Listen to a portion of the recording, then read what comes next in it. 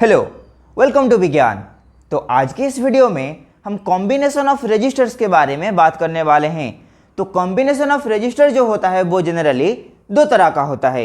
एक हो गया हमारा सीरीज कॉम्बिनेशन ऑफ रजिस्टर्स और एक हो गया हमारा पैरेलल कॉम्बिनेशन ऑफ रजिस्टर्स। तो आज की इस वीडियो में हम सीरीज कॉम्बिनेशन ऑफ रजिस्टर्स के बारे में बहुत ही अच्छे से पढ़ने वाले हैं। तो आइए बिना देर किए शुरू करते हैं हमारा सीरीज कॉम्बिनेशन ऑफ रजिस्टर्स। तो यहाँ पे हमने तीन रजिस्टर्स 1, 2 एंड 3 को सीरीज में कनेक्ट किया हुआ है।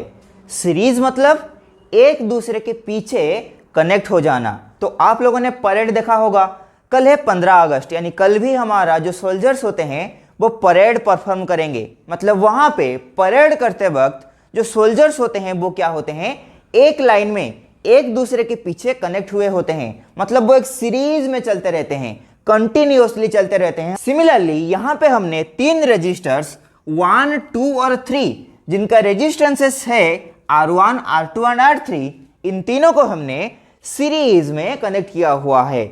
मतलब एक दूसरे के पीछे कनेक्ट कर दिया और इनके बीच में किसी भी तरह का डिसकंटिन्यूटी नहीं है। मतलब ये तीनों एक दूसरे से बिल्कुल कंटिन्यूअसली कनेक्ट हो रहे हैं।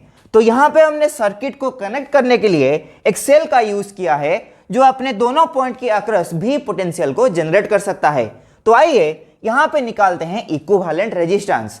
इक्विवेलेंट रेजिस्टेंस मतलब एक ऐसा रेजिस्टेंस जो इन तीनों को रिप्रेजेंट कर रहा है। मतलब इस सर्किट में ये तीनों मिलके जितना रेजिस्टेंस प्रोवाइड कर रहे हैं, एक अकेला रेजिस्टर जो इन तीनों के बराबर हो। तो चलिए यहाँ पे इक्विवेलेंट रेजिस्टेंस को कैलकुलेट करने के लिए बनाते हैं इक्विवेलेंट सर्किट। तो मान लीजिए यहाँ पे हमने एक इक्विवेलेंट सर्किट बनाया और सेम भी पोटेंशियल वाला एक सेल को इस सर्किट में कनेक्ट कर दिया। मान लीजिए यहाँ पे जो हमारा रेजिस्टेंस है उसको मान लीजिए हमारा RS, मतलब equivalent resistance of series combination. ठीक है, तो यहाँ पे क्या होगा, ऐसे करंट फ्लो होगा, I current, I current, I current, similarly I current. तो यहाँ पे क्या होगा, हमने इक्विवेलेंट रेजिस्टेंस को दिखाया हुआ है। तो यहाँ पे इस बैटरी का ये हो गया हमारा पॉजिटिव टर्मिनल और ये है हमारा नेगेटिव टर्मिनल। ठीक है, तो यहाँ पे क्या होगा, करंट जो है पॉजिटिव टर्मिनल से निकलेगा और फिर से इस सर्किट में होते हुए नेगेटिव टर्मिनल से समा जाएगा।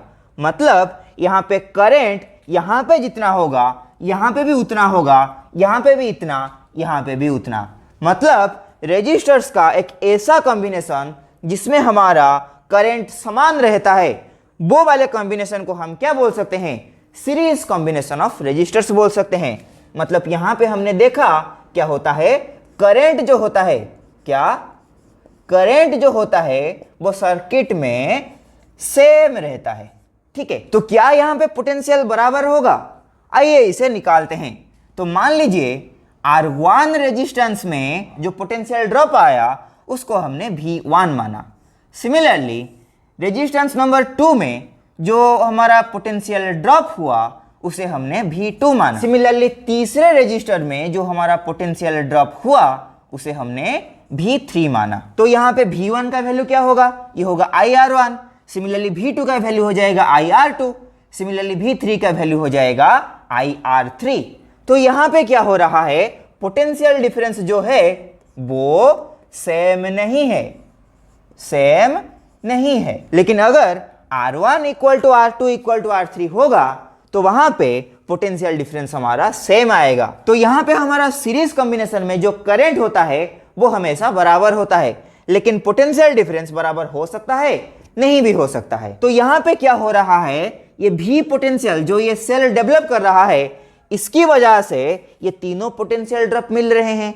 मतलब ये तीनों इस भी पोटेंशियल की वजह से बन रहे हैं। तो हम ऐसे बोल सकते हैं कि अगर इन तीनों को हम सम करेंगे तो हमारा ये मेन पोटेंशियल आएगा। तो हम क्या लिख सकते हैं, V equal to V1 plus V2 plus V3।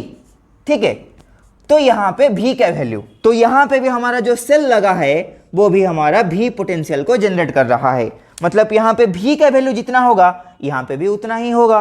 तो यहाँ पे V का वैल्यू कितना होगा, यहाँ पे I करंट फ्लो हो रहा है और रेजिस्टेंस कितना है RS, मतलब सीरीज कॉम्बिनेशन का रेजिस्टेंस।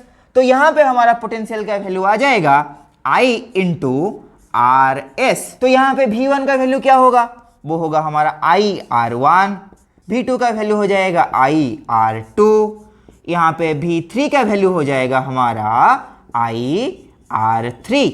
ठीक है, तो यहां पे क्या करेंगे, RHS से I को कॉमन आउट ले लेंगे, तो यहां पे बचेगा हमारा I into R S equal to, यहां पे I कॉमन आ जाने से अंदर बचा हमारा R1 plus R2 plus R3।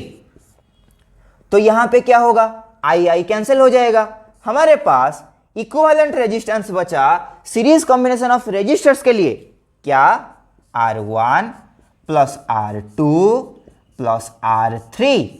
मतलब अगर रेजिस्टर्स सीरीज में कनेक्ट हुए हैं तो वहां पे क्या होगा, जो इक्विवेलेंट रेजिस्टेंस होगा वो इन तीनों का सम के बराबर होगा।